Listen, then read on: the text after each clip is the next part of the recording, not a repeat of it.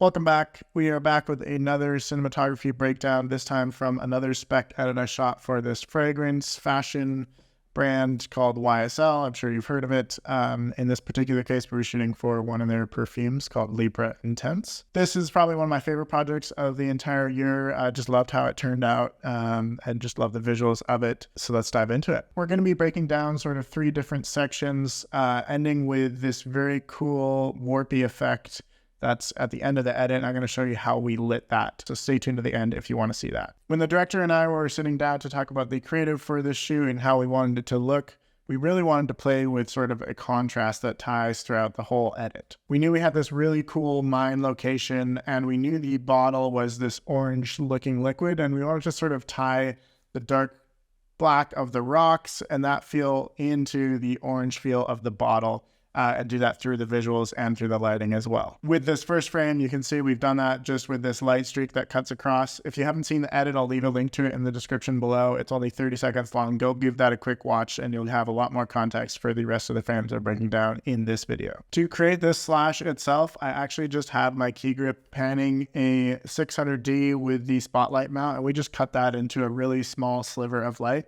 And he was just panning it back and forth as the talent was dragging their hands along the rock. The rest of the light that you see in this frame is actually not too much happening. You can just see in the background here that sort of wash on the back rock wall. And all we did to create that was, one, we put lights in the ceiling. We put a bunch of Aperture MC lights and some practicals that you see on the ceiling, as well as a quasar tube hiding up in the ceiling behind some of the rocks. And then as we got different coverage of this section of the mine, we just had my gaffer holding a light mat running around, just sort of lighting the ambience of the room to help out those other practicals that were in the shots, just to elevate the tone a little bit so you can actually see the back wall and see the rocks, in addition to having that nice little accent that goes across. Jumping into our next frame here, you can see again that accent light that is just panned across his face. If you watch the edit, you'll see the motion of that. And we shot a wide and a tight version of that. This is the wide one. Again, you can see the little sliver of light on him and how it ends up on the back wall there as well. This was a really great way to kind of introduce the characters and tie them together with a piece of lighting. This is a very practical way to do it, and that's the fun of shooting a fragrance or fashion commercial, is you can get really creative with how you do that. This is the first intro that you actually see of his character, and so having just like a really quick subtle reveal just sort of captures the viewer's interest and has that intrigue to carry them through to watch the whole edit. Also with this and his wardrobe, you're getting that warmer tungsten light along with the black wardrobe and the black walls, and letting a lot of this frame obviously go completely to black. Moving on to our second set of frames here, I wanted to talk about some of the product shots. And this is really where that color contrast ties together. You can see here in this first frame, the color of the bottle is obviously a very nice golden orange, which just ties together with that light slash we had earlier. And then we introduce different elements. Like in this shot, we have this big fabric that covers a large portion of the frame that's on that darker side. So again, having that black and gold contrast. And then you can also see the actual top of the perfume bottle is also black, which again, just driving that contrast tone. For these product shots, we again used a light mat. A lot of the times this was overhead or just a little bit 3/4 of an angle with a egg crate on it to really control the spill of the light. In addition to that, to really help with the glow of the orange bottle, we had a 600X back here set to full tungsten, and that was just spraying onto the bottle. Sometimes we had it lower down, sometimes we had it to the side, depending on the setup and the shot and where the fabric was, but just to really help illuminate that liquid inside of the bottle and make it look as poppy orange as possible. In certain frames, we also played with a Titan tube, an Astera Titan tube, whether it was over top or moving it around to get different reflections on the bottle, literally just Hollywooding it, or putting it down beside the bottle. And it was just nice to have a light that was super easy to move and play around with, just to see how different lighting setups would look by moving the light around the bottle. We had an entire day to just play with product shots, so it was super fun to experiment with different setups in the studio. Jumping into our next product frame here, this is probably one of my favorite shots in the whole spot. As you can see, we have a different texture. This is an overhead shot rather than a direct shot, and we have this black powder that's sort of covering the whole outside of the frame here. If you watch the actual spot, it's going to show this shot better than the still frame can because the bottle falls into the powder and makes it explode everywhere. And with that in mind, that's what's creating this beautiful golden powder here, is it being thrown up by the bottle landing into the light, as we had a big 600X once again with the spotlight mount over here that was lying right on the ground, right next to the perfume bottle, just out of frame and pointing directly sideways. So it would illuminate the bottle as it fell down, and then also as the dust, as the powder pops up, it turns into that beautiful golden color. And again, just driving home that color contrast of having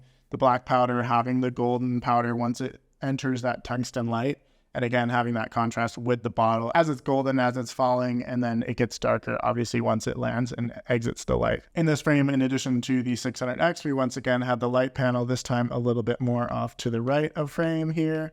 Once again, with the egg crate on, just to control that spill as much as possible. And then we also played with an Astera Titan tube. I believe it was on the top of the frame here, which is what you can see on the little powder there. Jumping into our last product frame here, again, you just see that beautiful, shiny golden bottle, and all that shine is just coming from a 600D, which is positioned out of frame, again, with that spotlight mount, set to tungsten, just nuking in there. In this frame, we also played with putting a little bit of a white board in the background.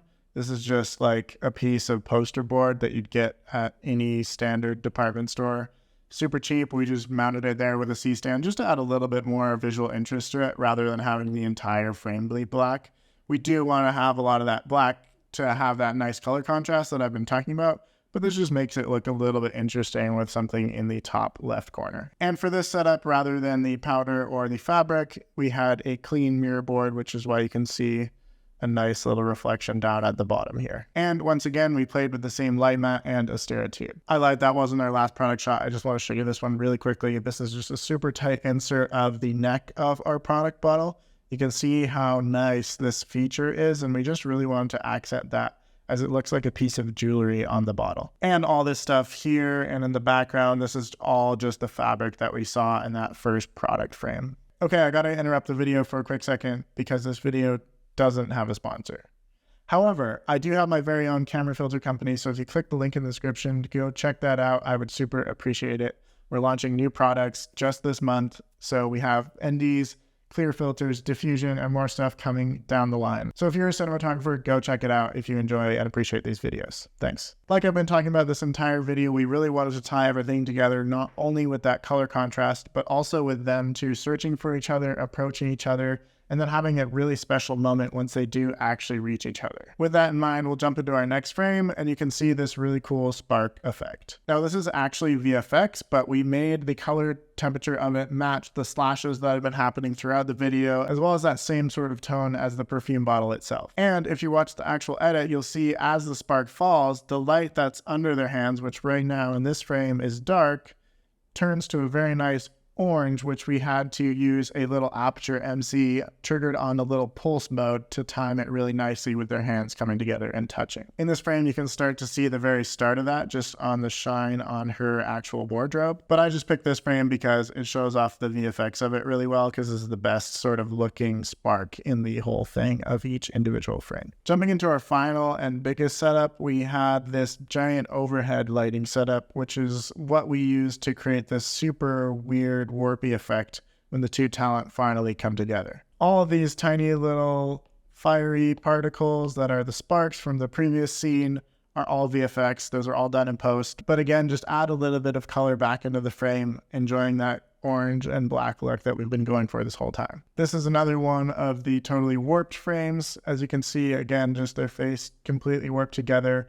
And you can tell here a little bit on the side of his face is we just have this really nice soft light. I'm showing you these frames back to back to back because they all had the same lighting setup. This is a tighter shot of his face. And again, just like beautiful, big, soft light going all across his face. And again, a couple of those tiny little fire particles, which is just a really nice, subtle touch. Jumping into this last frame that we'll explain the lighting setup with, this is the coverage of her, a little bit of a more medium shot. There's variations. Again, if you watch the edit, you'll see all of them. And this frame in particular shows the lighting setup off the most obviously, in my opinion. You can see the fall off that's happening on this side of her face. And what we did to light this was just have a giant overhead lighting setup. Above both of their heads is a giant 12 by, I believe we had quarter grid diffusion on it. And we created a book light with it. So above the 12 by diffusion was a 8 by alter bounce. And what we did was blast a few Vortex 8s, I believe they were, which is like a sky panel alternative, into that. And so the light bouncing off the big 8x and then through the 12x just created a super, super soft,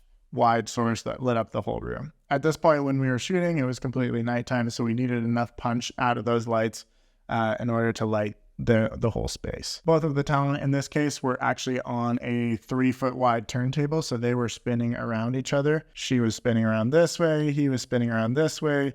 And so we really needed to light something that the Steadicam operator could spin around with them to get different coverage, and then also that we could set up the camera on a tripod and shoot various different frame rates to get that warping effect. Now, this was a pretty big setup, so it was kind of an all hands on deck scenario with my gaffer, key grip, my swing. Even my AC helped out a little bit to set this up, and myself, of course. Just because when you have minimal people setting up a big 12x, a big 8x, we set up a bunch of floppies and rags to kind of control the spill so that it didn't hit too much on the back wall, because initially it was spreading way too much and creating that way too bright. And if the wall was too bright, we would just lose all the contrast that we have in the frame. We want the focus to be on her in this shot and him when it's on his coverage.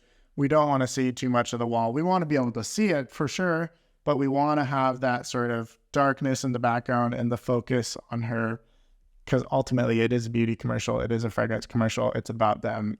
And if you are drawn to the background in any sort of way, then ultimately I haven't done my job because I'm distracting the viewer from what the topic at hand is. For camera movement throughout this edit, we were pretty much solely on Steadicam and tripod. There was a couple overhead shots where we mounted the camera to a crane to be able to get over top of the product, like that one where it falls into the powder.